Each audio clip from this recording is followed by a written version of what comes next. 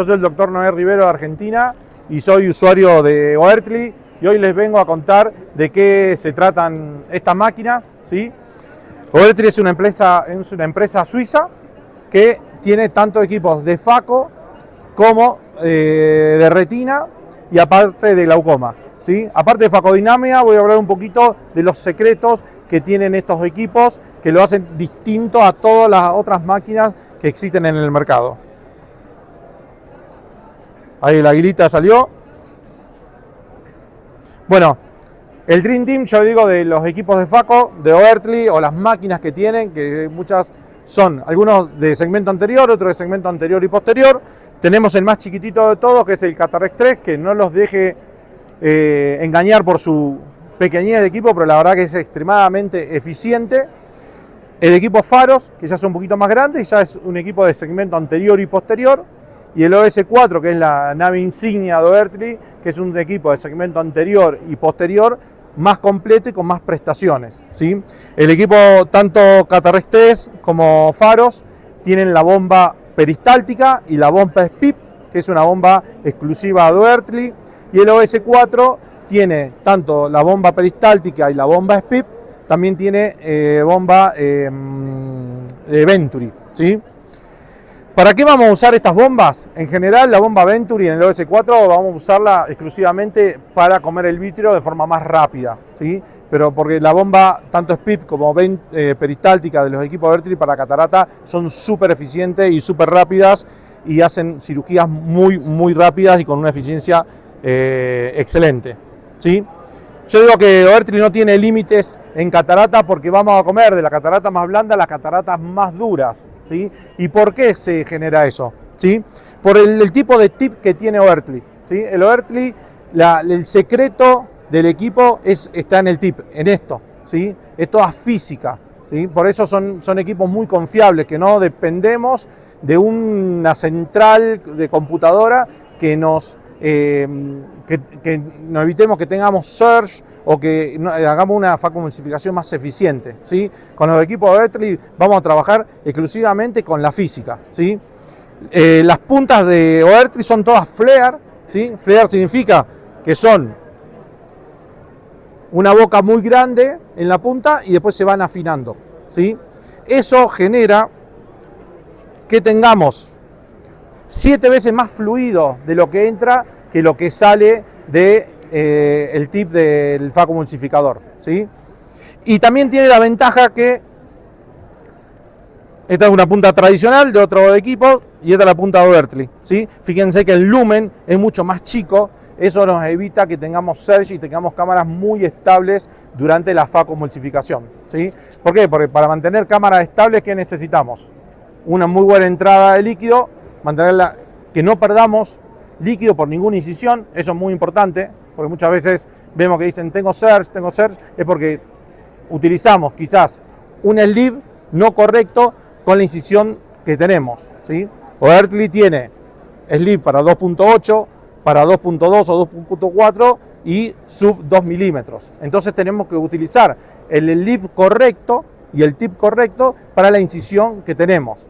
Si usamos un sleeve de 2.4, una incisión 2.8, vamos a tener salida de líquido por la incisión principal y ahí sí vamos a tener surge, ¿sí? Bueno, entonces dijimos, tenemos, bueno, acá se ve, 7 veces más líquido que entra que lo que vamos a aspirar, ¿sí? Y uno dice, pero si en los otros facos que tienen el lumen más grande y muchas veces se nos tapan con cataratas duras. ¿Qué pasa, Oertli? ¿Se vive tapando? No. ¿Por qué? ¿Sí? Bueno, le voy a comentar esto primero y después les cuento por qué no se tapa, ¿sí? En Oertli también tenemos diferentes tipos de tips de FACO, ¿sí? Con diferentes angulaciones. Dijimos que las diferentes medidas, 1.8, 2.24 y 2.8, y las diferentes tipos de angulaciones, de 15 grados, 30 grados, 40 grados y 53 grados. La angulación en general que nosotros usamos, ¿sí? Es la de 30 grados, ¿sí? ¿Para qué nos van a servir esta angulación de 53 grados? Porque esa angulación es muy útil para cataratas extremadamente duras, porque va a hacer que el tip del FACO, como es un FACO longitudinal, que va hacia adelante, hacia atrás, eso va a actuar como una verdadera cuchilla y va a ir cortando el cristalino duro. Y este es el secreto de por qué no se tapa el tip de Oertli, ¿sí? Y eso nos va a evitar que se genere en quemaduras a nivel de la córnea. Porque vamos a tener ultrasonido en 3 niveles, entonces lo que se va a aspirar por el lumen del tip del faco es un polvillo de la catarata, ¿sí? Se va a generar en el primer nivel un ultrasonido, en el segundo y en el tercero viene donde está el lumen del tip, ¿sí? Eso va a generar que no pasen pedazos grandes de núcleo y no vaya a tapar el tip, ¿sí? Entonces en cataratas extremadamente duras tampoco nosotros vamos a tener que salir del ojo para destapar el tip y la pieza de mano, ¿sí? Bueno, los equipos también dijimos que son para retina, ¿sí? Y tenemos el equipo faros o OS4 que podemos utilizarlo con trócares valvulados, ¿sí? Siempre es mejor cuando hagamos vamos a encarar una vitrectomía, tanto posterior como anterior, con un trócar. Lo ideal es que sea valvulado para evitar perder flujo y que el vitrio se encarcele dentro del trócar. Tenemos trócares de 20G, que en general casi no se utilizan, 23G, 25G y 27G. Lo que nos interesa a los cirujanos de segmento anterior, ¿sí? Un trócar muy finito va a hacer que comer el vitrio se haga muy largo y comer restos de corteza sea muy difícil, ¿sí? Entonces siempre que hagamos una vitrectomía anterior, lo ideal es usar piezas de mano de 23 o 20G, ¿sí? Todos los vitrectomos, tanto de segmento posterior o como segmento anterior, cuando con el equipo Catarrex, vamos a tener el sistema de guillotina, ¿sí? Y este en particular, el que es naranja, tiene una guillotina de uso continuo. A ver, creo que tengo la imagen acá, que nos pueden llevar, según el equipo que tengamos, hasta 10.000 cortes, ¿sí? Cuanto más corte vamos a tener para comer el vitrio, menos tracción vamos a generar, ¿sí? Y es muy importante no generar tracción para evitar desgarros en la retina y desprendimiento de retina posteriores. Después, bueno, tenemos luz LED, ¿sí? Con diferentes tipos de luces y un inyector de silicón. Y bueno, y Oertli también tiene la particularidad que también tiene para hacer cirugía angular. Es el único equipo del mercado que no solamente sirve para hacer catarata y retina, sino también para hacer cirugía angular, que lo vamos a ver. Se hace con diatermia y sobre la malla trabecular. Y la diatermia que también tiene diferentes tips que podemos utilizarlo también para cápsula, para hacer iridoplastias y diferentes situaciones que podemos necesitar, que eso lo vamos a ver ahora en un ratito. Bueno, entonces dijimos que los 3 equipos disponibles que tenemos de Oertli es el Catarrex, Faros y OS4, ¿sí? Y yo digo que son una navaja suiza porque nos sirven para un montón de utilidades, ¿sí? Del más simple al más complejo. Y la bomba peristáltica, ¿sí? Del equipo Oertli.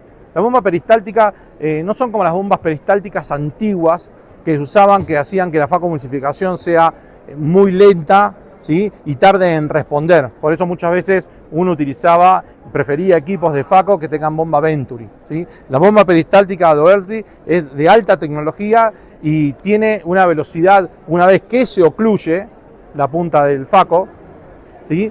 Sube en menos de 0,3 milisegundos, sube y llegamos a la potencia requerida. La diferencia entre la bomba peristáltica y la bomba Venturi, que para nosotros generar vacío con la bomba peristáltica necesitamos tener oclusión, ¿sí? Porque si no, nunca vamos a generar un vacío para poder aspirar las masas, ¿sí? Con la bomba Venturi trabaja siempre con un vacío continuo, aspirando constantemente. Y para la velocidad de la facomulsificación, con la bomba peristáltica, no solamente como en las bombas Venturi tenemos que usar el vacío, también tenemos que usar el flujo, ¿sí? El flujo es muy importante. El flujo son en mililitros por minuto. Cuanto más flujo tenemos, van a ser más líquido, va a pasar por minuto dentro de la cámara anterior y va a generar que todo sea mucho más rápido, ¿sí? Y en general tiene que haber un equilibrio entre el flujo y el vacío. Ese equilibrio más o menos es del 10%. Si nosotros usamos un vacío de 500, el flujo tiene que ser alrededor de 50. Podemos ir cambiando un poquito, pero más o menos en términos generales, siempre el flujo tiene que ser el 10% de lo que vamos a poner de vacío. Porque si tenemos poco flujo y mucho vacío, cuando se desocluye la punta podemos tener surge. Y si tenemos mucho flujo con poco vacío, no va a ser eficiente el vacío. Bueno, acá les voy a mostrar cómo trabajo yo en una catarata en forma tradicional. Yo utilizo la punta de 30 grados, de 2.4 milímetros. Este es con el equipo Oertli. En general, los pasos que hago es, primero, generar un faco lineal para poder hacer un surco, ¿sí? Entonces, para hacer un surco y evitar que atrapemos el cristalino y no podamos generar el surco sobre el cristalino, tenemos que tener poco vacío, un flujo medio, ¿sí? y un alto ultrasonido. Y el ultrasonido que vamos a utilizar es un ultrasonido lineal. Yo tengo programado para hacer siempre los surcos 80 de vacío, 20 de flujo y 70% de ultrasonido lineal, ¿sí? Fíjense, esta es la técnica que yo hago. A mí me gusta realizar esta técnica con el tip hacia abajo, ¿sí? ¿Para qué? Para evitar aspirar el viscoelástico de la cámara anterior y generar ultrasonido hacia arriba, ¿sí? Como el tip del faco y tenemos una muy buena estabilidad de cámara, podemos en forma segura trabajar hacia abajo y dejar todo el ultrasonido dentro del núcleo del cristalino y evitar perder células endoteliales. Lo que yo hago acá se llama cow step, que es pisada de vaca, que le llamamos. Son pequeños orificios que voy haciendo en el núcleo, ¿sí? con pulsos de ultrasonido. O sea, siempre tengo en irrigación. Con estos equipos podés poner en irrigación continua para evitar que vos tengas que andar teniendo el pedal en posición 1, ¿sí? Y yendo de 2 a 3, generar pequeños orificios dentro del núcleo para después hacer una fractura completa. Fíjense, ahí voy haciendo 1, 2, 3 orificios, me voy un poquito más profundo, 2 o 3 orificios más, y luego con un chop de navajara uno se mete bien en el surco, bien abajo, uno tiene que ir bien en la profundidad para poder fracturar. Y fíjense que la fractura no es rápida. Yo fracturo y mantengo para que venga la fractura y vaya cortando todo el cristalino. Porque si uno lo que hace es abrir y cerrar, no logramos terminar de fracturar el núcleo. Y si no, nunca fracturamos el núcleo, después se nos va a complicar toda la cirugía, ¿sí? Esa es una forma que tengo de fracturar en cataratas medias. Después el quick chop horizontal. Esta es una técnica diferente, un poquito más para cataratas más duras, ¿sí? El quick chop horizontal, la idea es sujetar el cristalino bien en el centro del núcleo y viniendo con el chopper de la periferia, fracturar el cristalino, ¿sí? ¿Cómo me voy a enterrar? Voy a enterrar como en la otra técnica, ¿sí? Con mucho ultrasonido lineal, enterrarme bien en el núcleo y luego pasar al programa 2, que ahí voy a aumentar el vacío, porque yo lo que necesito es tener sujeto bien el núcleo para poder fracturarlo, ¿sí? Entonces, nos vamos a enterrar con Faco 1, pasamos a Faco 2, que es alto vacío. Fíjense, Faco 1 tenemos, igual que el otro, 80 de vacío, 20 de flujo, 70% de ultrasonido lineal. Cuando quiero hacer la fractura, necesito tener una muy buena sujeción. Subo el vacío a 550, pongo el flujo en 50, bajo el ultrasonido a 30 y pongo un modo burst. Y voy con el chopper hacia el polo del cristalino y genero la fractura. Fíjense, ahí uno tiene que comer la corteza para desnudar el núcleo y para poder enterrarse. ¿Cuánto nos tenemos que enterrar? Hasta el tip, ¿sí? Hasta donde está el sleeve. Tenemos que enterrar bien, ¿sí? Para poder generar la fractura. Ahí voy en forma, eso es muy importante,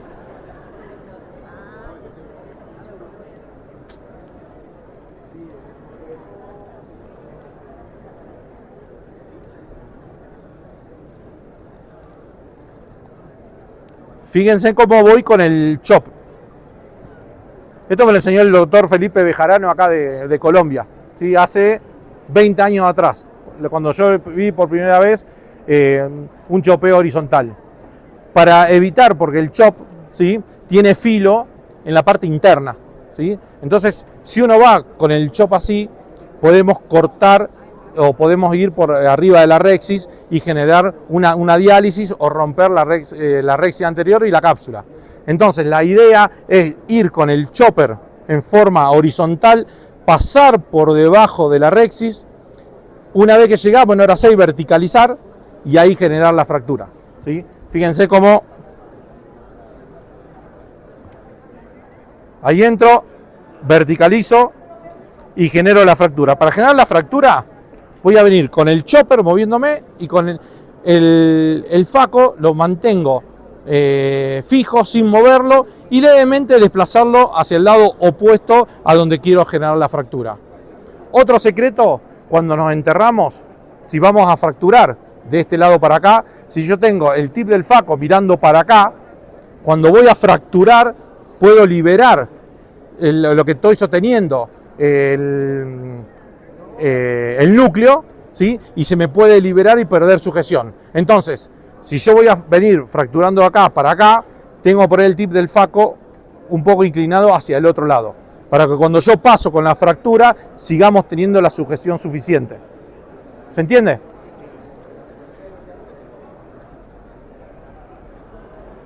Y ahí fractura, fíjense que nunca se soltó, siguió bien agarrado. Ese es el secreto para poder fracturar. Y para el chop vertical lo dejo, utilizo los mismos parámetros que en el chopeo horizontal, ¿sí? Nada más que el chop, acá lo utilizo en cataratas súper duras, ¿sí? Porque con el tip del chop vertical es más largo, tiene todo filo, ¿sí?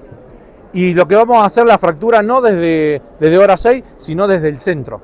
Y también el chop del faco, tenemos que, si vamos a fracturar para este lado, el tip del faco apuntando hacia el otro lado, ¿sí? Ni para abajo ni para este lado porque podemos perder la sujeción. Fíjense, me entierro bien con el faco. Uno se tiene que tener, que lo tiene bien sujeto, y ahí en forma vertical realizamos la fractura. Lo que tiene la ventaja de este tip, que es muy largo, que vamos a fracturar hasta abajo, hasta las placas posteriores, ¿sí? Entonces esta técnica es ideal para estas cataratas duras, ¿sí? Con placas posteriores. Fíjense acá otra catarata. Fíjense, el tip del faco hacia dónde está, para este lado, para acá, para que yo no pierda sujeción, ¿sí? Uno se entierra y se para.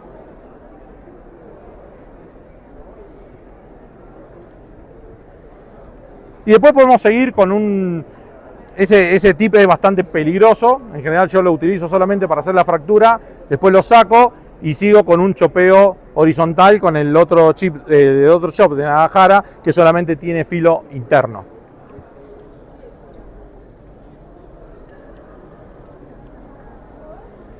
Bueno, acá, como les decía, termino con chopeo horizontal, ¿sí?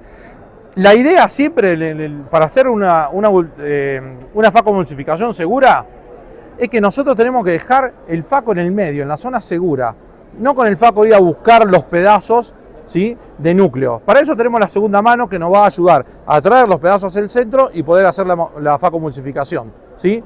¿Cuál es la zona segura? Estar siempre dentro de la rexis, a la altura del iris. Ni arriba en cámara anterior, ni tampoco bien en la bolsa, ¿sí? A la altura de la rexis sería ideal, y nunca ir con el faco más allá de la rexis, porque podemos atrapar la bolsa capsular o podemos hacer un pulso de ultrasonido y romper la bolsa capsular, ¿sí? Sabemos que la bolsa capsular tiene esta forma, ¿sí? Entonces cuando vamos más periférico vamos a estar más cerca de la cápsula posterior y poder romper, ¿sí? Bueno, y ahí estoy colocando el lente. Yo todos los lentes intraoculares los coloco con suero. La verdad que es la técnica preferida. Se hidratan las incisiones y se termina la cirugía. Fíjense que es una catarata dura y solamente con el 30% de ultrasonido es suficiente, ¿sí? Porque acá nosotros vamos a trabajar con la facodinamia, con el vacío, ¿sí? No vamos a necesitar mucho ultrasonido para aspirar el cristalino, ¿sí? Porque el tip del faco, como tenemos ultrasonido en 3 lugares distintos, ¿sí? Con un 30%, 40% en cataratas muy duras es más que suficiente.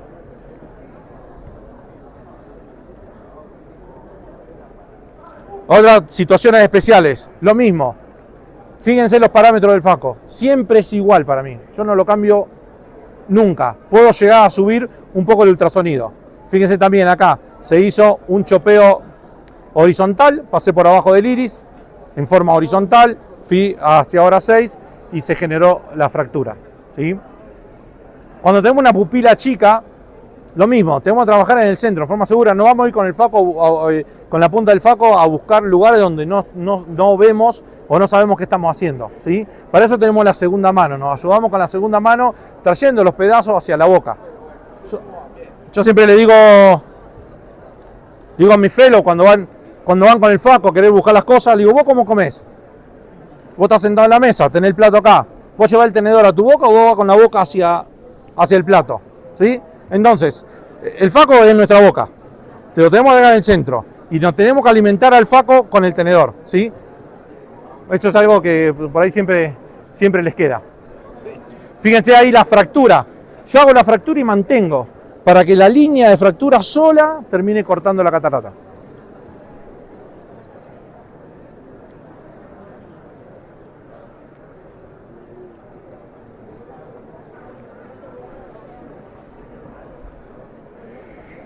Y yo también juego mucho con la orientación de la angulación esa de 30 grados. Si yo tengo un heminúcleo para acá y yo había fracturado acá, me comí este pedazo, lo que hago es rotar el núcleo, agarrar el pedazo, ¿sí? Rotar de vuelta así hacia arriba y uno ya lo saca del bag y lo come en la zona segura, ¿sí? Entonces con el faco también lo que nosotros podemos hacer, no solamente dejar el tip ni para abajo, ni para arriba o para los costados, ir jugando con la inclinación de esa punta de 30 grados para que sea más fácil encontrar los pedazos de núcleo que vamos a emulsificar, ¿sí?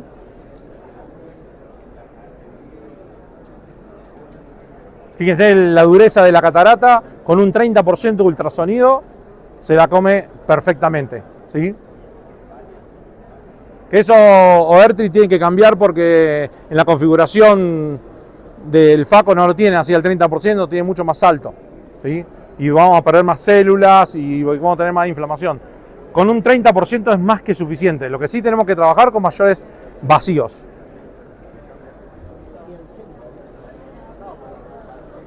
Bueno, y en cataratas congénitas, ¿sí? La catarata congénita sabemos que es una urgencia oftalmológica por el grado de ambliopía que pueden generar, ¿sí?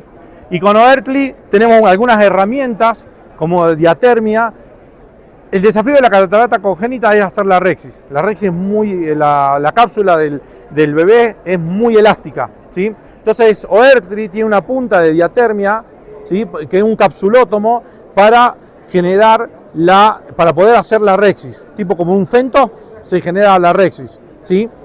Yo no lo utilizo de rutina. ¿Por qué? Porque la rexis siempre tiene, cuando nosotros la desgarramos, ¿sí? La rexis queda displacente y sigue, no pierde la elasticidad. Entonces en las maniobras de fractura no tenemos desgarro de la rexis, pero cuando hacemos con la diatermia una rexis queda como un poco más rígida. Entonces en cataratas normales, cuando hacemos maniobras de fractura, se puede llegar a abrir la rexis. Entonces yo no la uso de rutina, pero en casos especiales como fibrosis capsulares, en cataratas traumáticas o cataratas hipermaduras que tienen fibrosis anterior, o en chicos utilizo esta diatermia. Bueno, un poquito que en unilaterales hay que operarlo entre las 4 y 6 semanas, que es más, porque es más ambliopizante. En bilaterales podemos esperar un poquito más, entre 6 y 8 semanas, ¿sí? Y la tenemos que hacer simultáneas o secuencial en no mayor a 7 días para evitar la ambliopía entre un ojo y otro, ¿sí? En menores de 2 años yo hago un abordaje posterior. Como no le voy a poner lente intraocular en menores de 2 años, ¿sí? Entonces hago un abordaje posterior por esclera a 1,5 milímetros, ¿sí? Con 2 trócares o con una aguja, con una de un lado la irrigación, del otro lado el vitréctomo, y uno lo que hace es abrir la cápsula, o sea, aspirar el cristalino, que en los bebés el cristalino es muy suave, se puede aspirar con el vitréctomo. Hacemos la capsulotomía anterior y luego la capsulotomía posterior y la hialoidectomía posterior, ¿sí? Hacerlo por vía posterior, lo que la ventaja nos da que no tocamos el segmento anterior, porque en los chicos el segmento anterior en general puede llegar a producir glaucoma, muchas sinequias, ¿sí? Entonces, cuando no voy a poner lente intraocular, con Oderti podemos hacer esto. Y cuando vamos a poner lente intraocular, mayores de 2 años, ¿sí? De 2 a 5 años, tenemos que hacer una vitrectomía posterior y una hialoidectomía posterior. Pero en mayores de 6 años, y ya que los chicos se portan mejor, ya no hace falta hacer una vitrectomía posterior y hialoidectomía posterior, se hará un jack láser. Fíjense, en este caso, es una catarata congénita de 6 meses de edad, unilateral, una fibrosis capsular bastante importante, ¿sí? Y la cirugía la hice con una aguja 25G para la irrigación por vía posterior y con el vitréctomo 25G que del Catarex, ¿sí? Fíjense, esta cirugía siempre muy importante para evitar una endoftalmitis, el uso de iodopovidona al 10% en el fondo de saco. Yo siempre lo uso antes de la cirugía y cuando termina la cirugía, ¿sí? Nos vamos a ahorrar muchos dolores de cabeza. Ahí marcamos 1,5 milímetros de limbo con la aguja doblada para que no me moleste la nariz.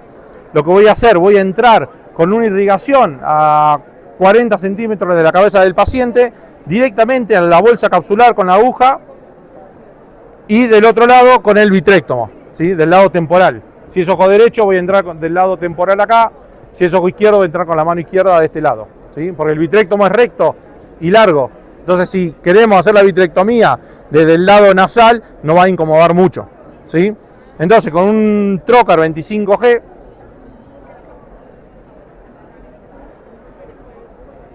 entramos en el espesor del cristalino y fíjense con la aspiración y corte del vitréctomo vamos aspirando la catarata. Una vez que aspiro toda la catarata, hago la rexis anterior con el mismo vitréctomo, la rexis posterior y la hialoidectomía posterior. Cuando comemos con el vitréctomo, el corte tiene que ser bajo para darle tiempo al vitréctomo, o sea, que pueda comerse lo que tenemos que comer. Pero cuando hacemos vitrectomía, para no generar tracción, al revés, tenemos que tener el corte lo más alto posible, porque nosotros lo que no queremos generar es tracción, ¿sí? Entonces fíjense, ahí con el vitréctomo estoy comiéndome la placa anterior, ¿sí?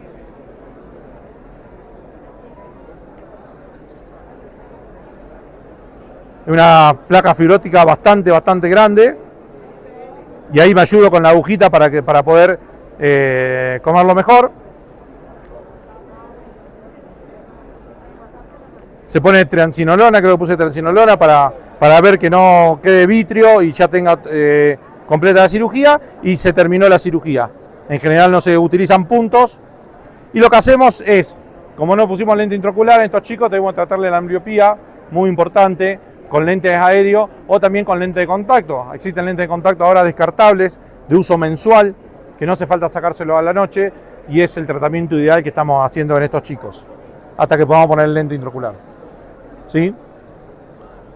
Bueno, y con la parte de glaucoma, el equipo Oertli tiene esta función que se llama HFDS, High Frequency Deep Esclerotomía, ¿sí? Que con la diatermia que tiene el equipo, lo que vamos a hacer 6 a 8 bolsillos a nivel del trabeculado escleral para aumentar el flujo de salida, ¿sí? ¿Y dónde lo vamos a hacer? ¿Sí? En general vamos a buscar la zona inferonasal del ojo, porque ahí están la mayoría de los colectores del canal del Glenn. Eso nos va a aumentar el flujo de salida y vamos a tener una reducción promedio entre un 30 a 40% en pacientes con glaucoma, ¿sí? Esta es una tecnología patentada por Oertli. La pieza de mano de 19G. En general, si hicimos una FACO y después vamos a hacer la cirugía mix de Oertli, la paracentesis tenemos que ampliarla un poquito porque no nos va a entrar por 1 milímetro, entra por 1.2 milímetros. Tiene 1 milímetro de largo por 0,3 milímetros de alto y 0,6 de espesor, ¿sí? Y es de titanio reutilizable. Según Oertli, cuando a mí me vendió el tip de glaucoma, servía para 30 casos. Yo ya tengo más de 500 hechos con la misma punta y sigue funcionando perfectamente, ¿sí? Entonces es comprarlo una sola vez. Genera una temperatura de 130 grados que no genera mucho calor, pero el suficiente como para mantener esa quemadura, el trabeculado abierto a largo plazo, ¿sí? La técnica quirúrgica es como cualquier mix, ¿sí? Tenemos que poner el microscopio a 60 grados, inclinarlo y con una goniolente poder visualizar el ángulo camerular, ¿sí? No es una técnica para nada difícil, lo difícil es aprender a ver el ángulo, ¿sí? Entonces, si uno quiere empezar a hacer esta técnica de glaucoma, quiere empezar a hacer mix, yo siempre le digo a los fellows, empiecen en el consultorio, con la lámpara hendidura y el lente de 3 espejos, empiezan a ver el ángulo para identificar las estructuras. Después en el quirófano, con un goniolente, identificar también las estructuras y luego ya poder hacer un mix.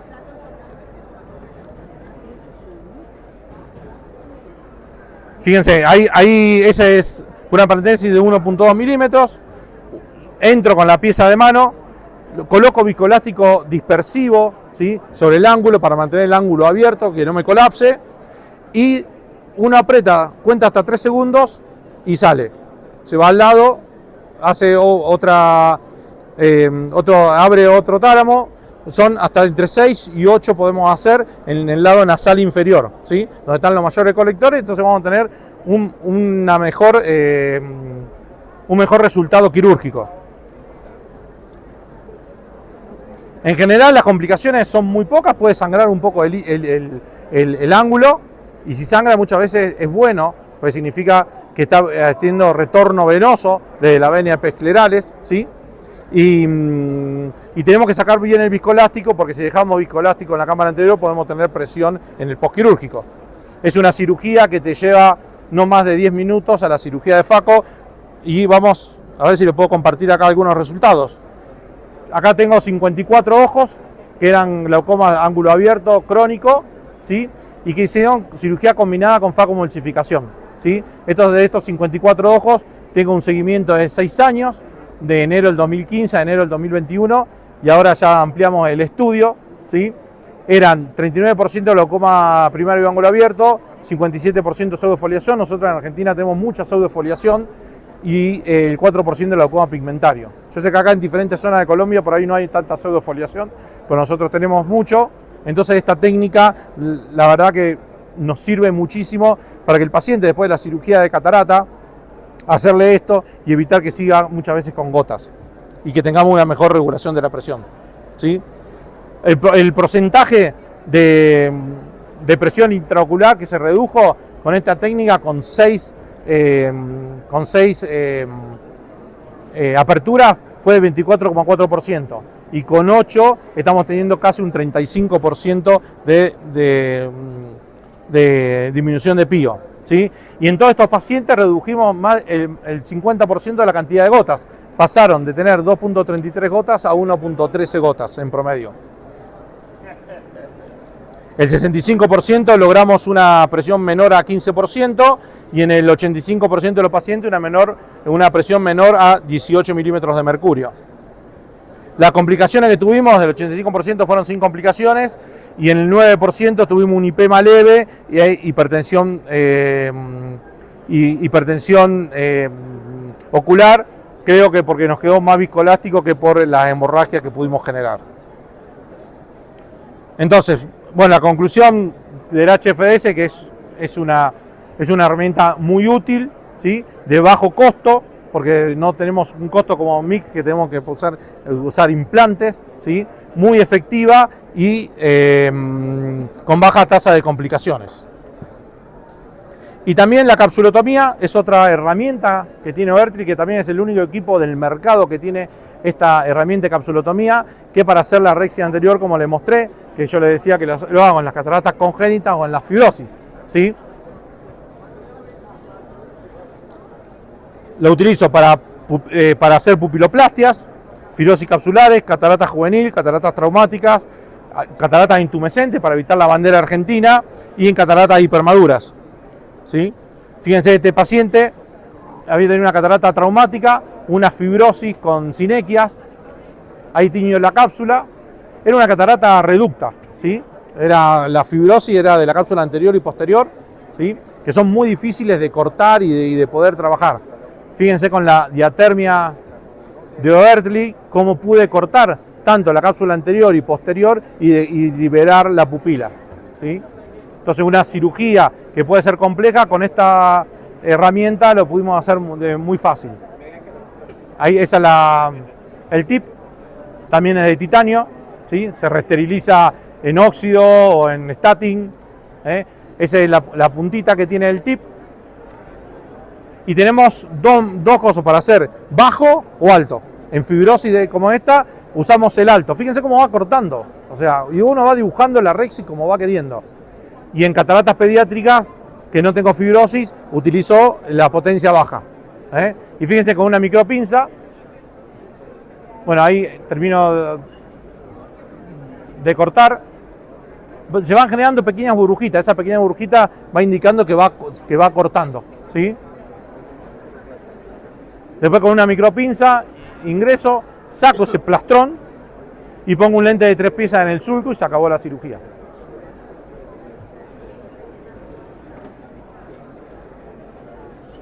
Miren lo que era esa placa, ¿sí? Lo gruesa que era, y con este instrumento pudimos cortarla.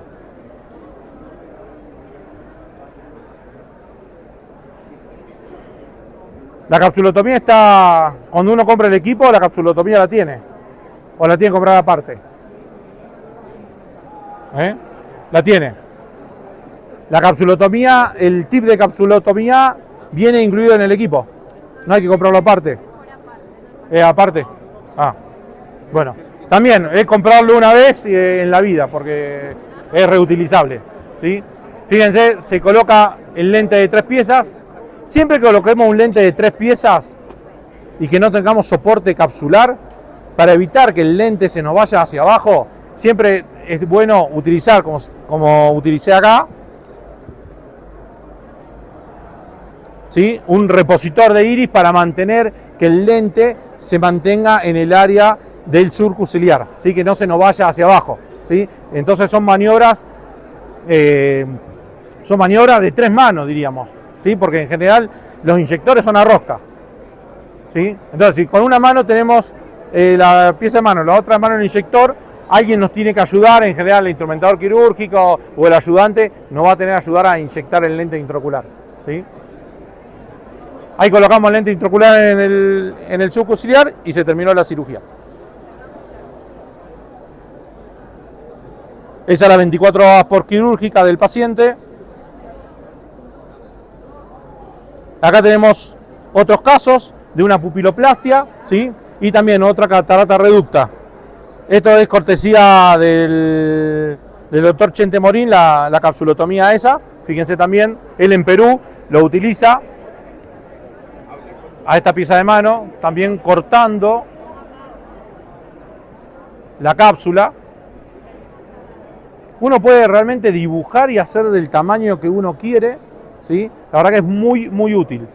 Como le dije, no es recomendable usarla en cataratas normales, porque queda la rexis anterior queda fibrosada y con las maniobras que hacemos intrasaculares pues, se puede abrir, ¿sí? Pero para estos casos es espectacular.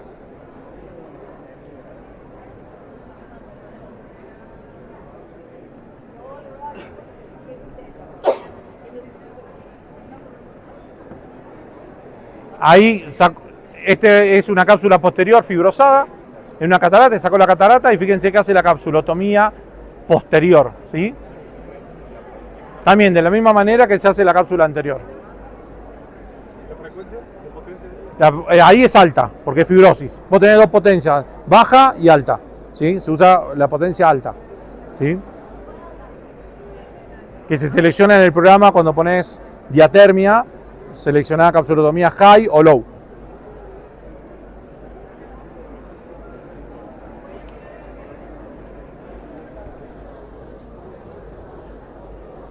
Y acá en una pupiloplastia,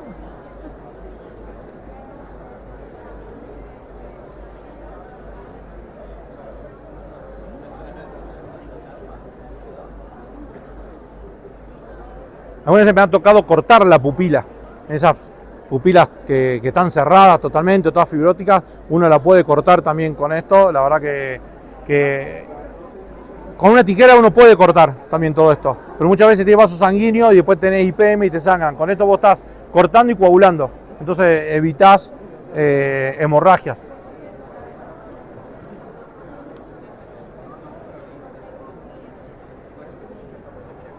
Hay también otra capsulotomía. Esas microburbujas que se generan es fundamental. Pues si uno no ve que se generan burbujas es porque está arriba de la cápsula y no está generando el corte, ¿sí? Cuando se generan las burbujas es porque estamos cortando la cápsula. Bueno, ahí se pone el lente de 3 piezas en el sulcus y se terminó la cirugía.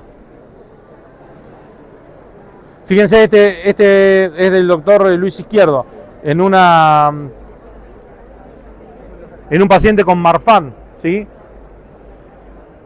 Fíjense cómo hace la rexis, que esta también son cirugías que la rexis es muy desafiante.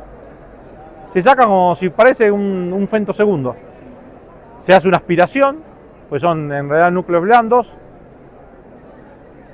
Y uno puede hacer una técnica de fijación del bag y poner una lente en el bag. O lo que hace el doctor Izquierdo, a él le gusta, saca todo el bag y pone un iris clor retroiridiano. Ahí achica la pupila y coloca un iris clor retroiridiano. Estos iris clor lo venden por acá a $20, así que estos iris clor por acá lo están vendiendo a $20, así que es una buena compra si quieren hacer.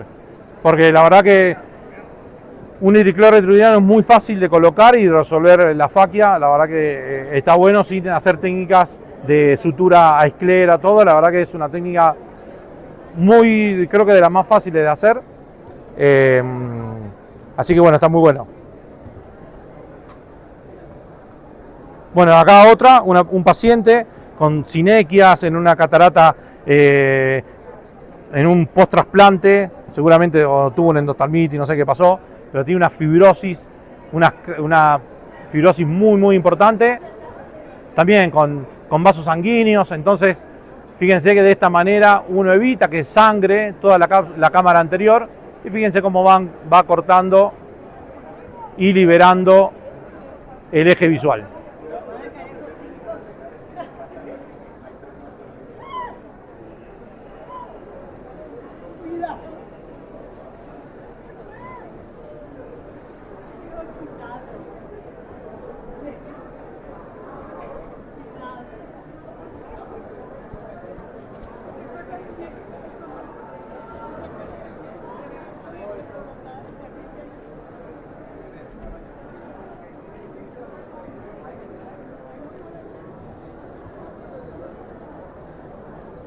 Bueno, y también tenemos la diatermia. Esto es para retina, ya la endodiatermia, ¿sí? Que es para cirugía de retina. ¿Para qué usamos la diatermia en cirugía de retina? En retinopatía diabética, que tenemos vasos sangrantes, ¿sí? La única forma de evitar de que sangre, aunque subimos la altura de la botella, aumentamos la presión intravítrea y sigue sangrando, con la diatermia podemos parar esos sangrados. Y también es muy útil en el desprendimiento de retina, que tenemos desgarros muy pequeños. Cuando hacemos intercambio fluido-aire y pegamos la retina, el desgarro muchas veces desaparece. Entonces con la diatermia podemos marcar el desgarro y poder verlo, ¿sí? Esto es otra de las cosas que tiene el equipo, ¿sí? Y también yo lo utilizo la diatermia para pupiloplastia. Este es un chico con una catarata congénita que lo operaron. ¿Se acuerdan que yo les dije? Las cataratas en los chicos hacen muchas sinequias. Fíjense cómo se sinequió el iris en la incisión de la faco, ¿sí? Entonces con la diatermia, de una manera muy sencilla, ¿sí? Con 2 paracentesis, sin utilizar viscoelástico, con fluido, lo que fui quemando el iris y ir dándole la forma que yo quería para liberarle el eje visual. Una cirugía que podía llegar a ser compleja, que podía sangrar, ¿sí? Con este instrumento fue una cirugía de 15 minutos, liberamos el eje visual del paciente y pudimos seguir el tratamiento de la ambliopía. Fíjense cómo se va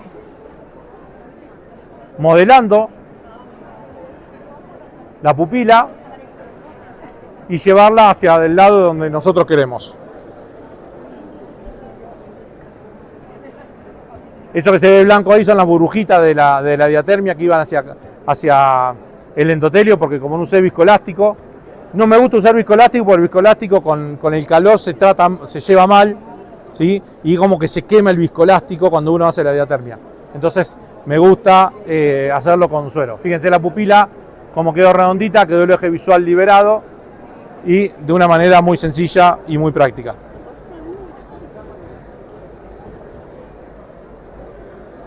Ahí se ve el eje visual liberado. Y bueno, y en este caso también, una señora que había tenido una catarata, cuando le operaron de catarata, le hicieron una lesión en el iris, ¿sí? Y también me ayudé de la diatermia para reformarle la pupila, ¿sí? Lo que hice acá tuve que cerrar la pupila y luego con la diatermia llevarle la pupila más hacia el centro.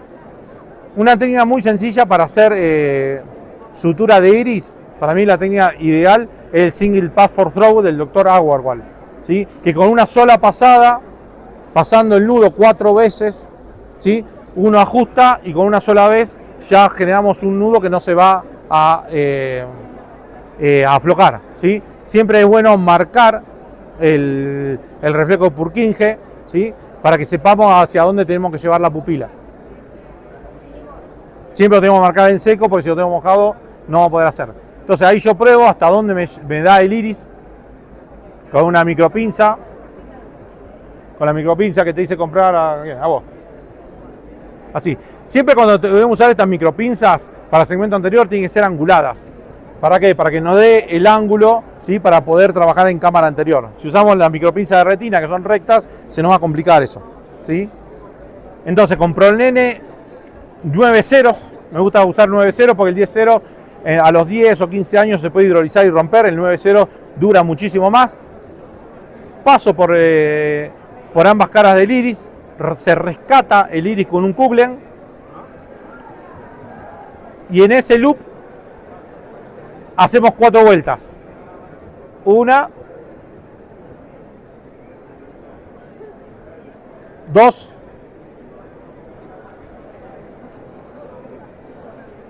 ahí el viscoelástico te lo pegotea todo.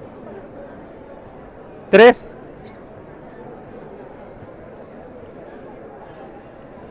Y una cuarta vuelta. Estas 4 vueltas lo que va a hacer es que cuando el nudo se ajuste, ¿sí? Se trabe. Entonces, tiramos de las 2 paracentesis, el nudo va a correr por adentro y va a cerrar la herida.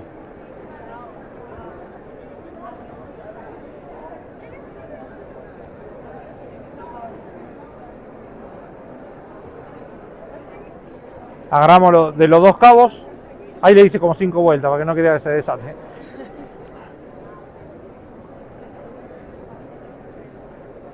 Agarramos 2 cabos, entonces el nudo se desliza y podemos en una sola pasada suturar el iris.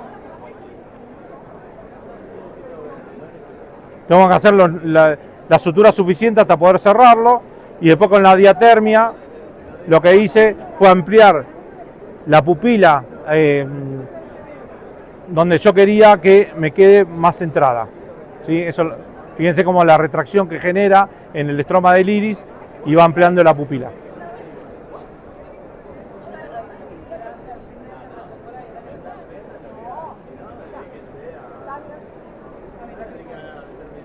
También con irrigación, sin viscoelástico,